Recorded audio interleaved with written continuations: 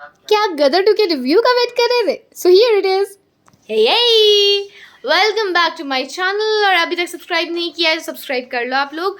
और यूं ही बैठी थी, आज हम देखने गए, जो कल मूवी लगी है, कल था फ्राइडे, आज है सैटरडे।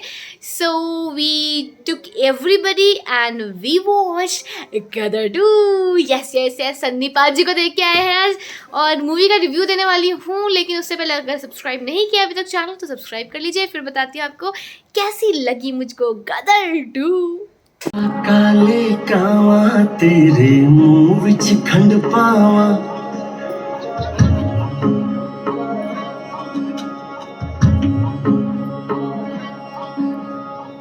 फर्स्ट हाफ है थोड़ा सा स्ट्रेच किया हुआ है, बोरिंग है। आपको 4 गाने भरे पड़े हैं। मतलब आधी स्टोरी तो उन्होंने कन्वे करने की कोशिश गानों के थ्रू ही की हुई है। आप सोचिए, शायद 1-1.5 घंटे का फर्स्ट हाफ रहा होगा, उसमें पूरे 4 गाने हैं।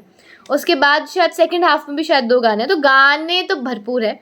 ऑल्दो मुझे सिर्फ जो पुराने वाले गाने हैं वो ज़्यादा अच्छे लगे, जो पुराने का ही इन्होंने दोबारा से बनाया हुआ है।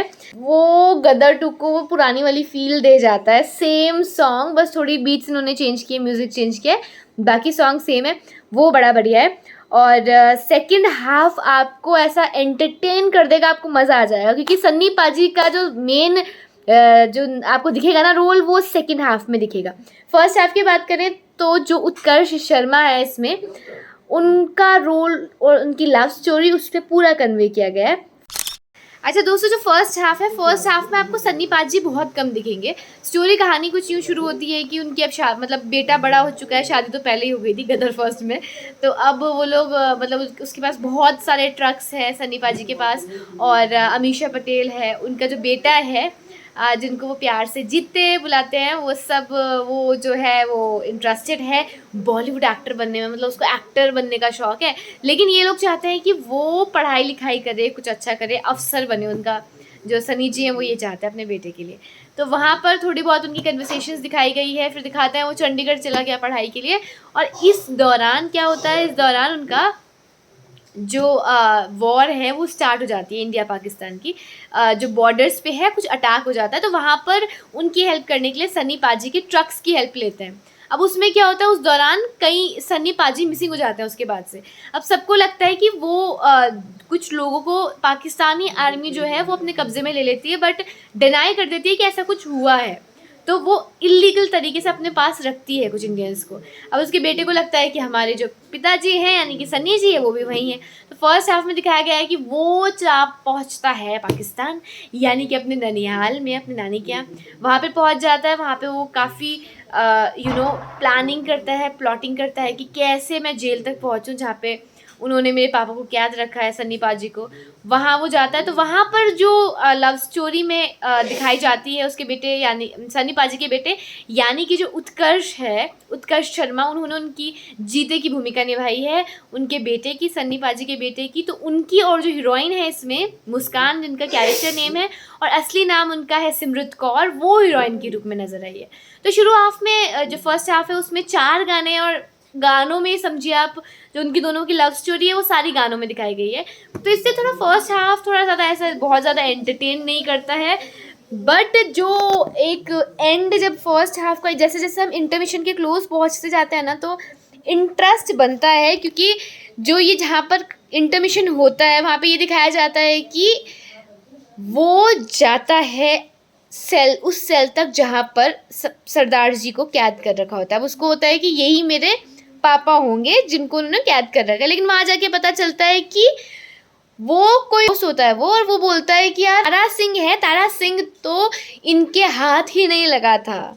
तब वहाँ पे आगे स्टोरी कंटिन्यू करी जाती है कि जो हमारे सन्नी पाजी थे वो उनके कब्ज़े में नहीं आए थे, वो गिर जाते हैं पानी में और बहते बहते कहीं पर किनारे पे पहुंच जाते हैं। गांव वाले उनकी इलाज करते हैं और काफ़ी टाइम तक वो कोमा में रहते हैं। उसके बाद वो अपने घर आते हैं। तो अब क्या होता है सेकंड हाफ में दोस्तों, सन्नी पाजी का मेन जो रोल है वो सेकंड हाफ में दिखाया गया है। फर्स्ट हाफ की पूरी स्टोरी उनके बेटे और जो हीरोइन है इसमें सिमरत कौर, उन पे डेडिकेट की गई है। कैसे उनकी लव स्टोरी दिखाई जाती है, हीरोइन को पता चलता है कि जो हीरो है वो असली में पाकिस्तानी या मुस्लिम नहीं है, वो इंडिया से आया है अपने पापा को बचाने के लिए। वो भी हीरोइन भी उसका पूरा साथ देती है, लेकिन उस पाकिस्तान वालों को उस पे शक हो जाता है, उनको ढूंढती है और उसको कब्जे पे ले लेती है, उसको अपने अंडर ले लेती है। तो भाई अब सेकंड हाफ में दिखाया गया है कि कैसे सन्नी पाजी जाएंगे अपने बेटे को बचाने के लिए, और वो वहाँ जाते हैं। खूब सारे एक्शन सीन्स हैं, और एक जो मेन सीन बहुत फनी था, मैं तो बहुत हंसी हूँ इस पिक्चर को देख के सेकंड हाफ में, कि सन्नी पाजी सबको मार रहे होते हैं। जब उनके बेटे को सज़ा मिलने वाली होती है तो सन्नी पाजी वहाँ आते हैं, अपने बेटे को बचाते हैं, वहाँ पे फाइटिंग वाइटिंग दिखाते हैं। तो तब मारते हुए दिखाते हैं कि वहाँ से लोग उसको मारने के लिए आ रहे हैं सन्नी जी को, और वो ऐसे देखता है और सब भाग जाता है। क्यों? क्योंकि इस साइड था हैंडपम्प उखाड़ने वाले होते हैं सन्नी पाजी हमारा गदर 1 की तरह, लेकिन कोई होता नहीं है। वो इतना खौफ था कि वो वैसे ही भाग जाते हैं कि भाई अब तो हैंडपम्प उखाड़ने वाला है, हमें बहुत पिटाई होगी, तो वैसे ही भाग जाते हैं। तो जो बाप बेटे का कनेक्शन है वो सेकंड हाफ में अच्छा दिखाया गया है। काफ़ी फाइटिंग है, पूरी फाइटिंग है, आप ये समझ सकते हैं। एक्शन काफ़ी है, लेकिन काफ़ी फ़नी लगता है, क्योंकि भाई हमारे सन्नी पाजी का 2.5 किलो का हाथ है। 2.5 किलो के हाथ से वो एक ही बार में सबको उड़ा देता है। तो ऐसा कुछ आप बहुत ज़्यादा उसमें कनेक्शन या रियलिटी सोचने की कोशिश करेंगे तो ऐसा कुछ तो फिल्म में नहीं है। बहुत फनी से सीन लगते हैं, थोड़ी कॉमेडी सी लगती है, भाई ऐसा कैसे हो रहा है। और इस बार पिछली बार तो ट्रक में लेके आए थे वो अपनी वाइफ को, इस बार तो पूरा जो टैंक है उसमें पूरी फाइटिंग हुई है, उसमें वो इंडिया में एंटर करते हैं एट द एंड। और जो इसमें जो विलन है, और विलन का रोल अमरीश पुरी का कंपैरिजन अगर करें अभी इसके विलन से, तो ऐसा कुछ नज़र नहीं आता है, कुछ पार्ट बहुत मिसिंग है।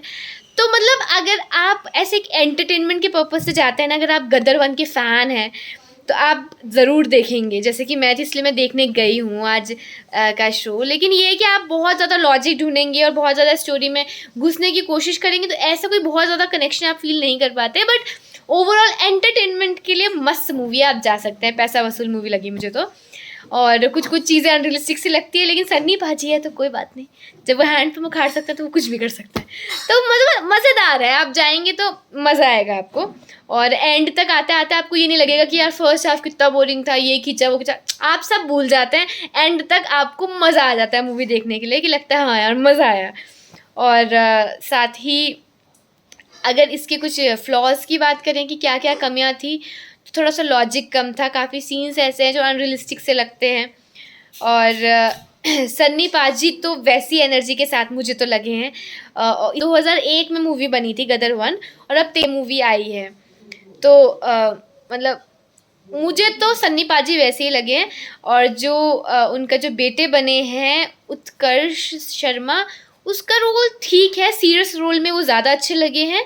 लेकिन जो फर्स्ट हाफ में दिखाया गया है कुछ पार्ट्स में बहुत ओवर एक्टिंग लगी है, ज़्यादा खास एक्टिंग नहीं है एज़ कम्पेयर टू सन्नी पाजी। और बाकी अमीषा पटेल की बहुत कम सीन है, शुरुआत में थोड़ा नज़र आती हैं, मोस्ट ऑफ द टाइम उनके रोने का ही सीन है, बाकी कोई बहुत ज़्यादा मेजर रोल नहीं है। पूरी कहानी जो नई हीरोइन इसमें है उन्होंने स्टोरी को होल्ड किया हुआ है, लव स्टोरी को, और उनकी एक्टिंग काफ़ी अच्छी है। तो भाई लग गई है सिनेमाज में, जाइए और देखिए, आपको मज़ा आएगा। मुझे तो मज़ा आया, ये है मेरा फीडबैक, ये है मेरा रिव्यू। बाकी आप बताइएगा देखने के बाद कि आपको कैसी लगी। Bye bye.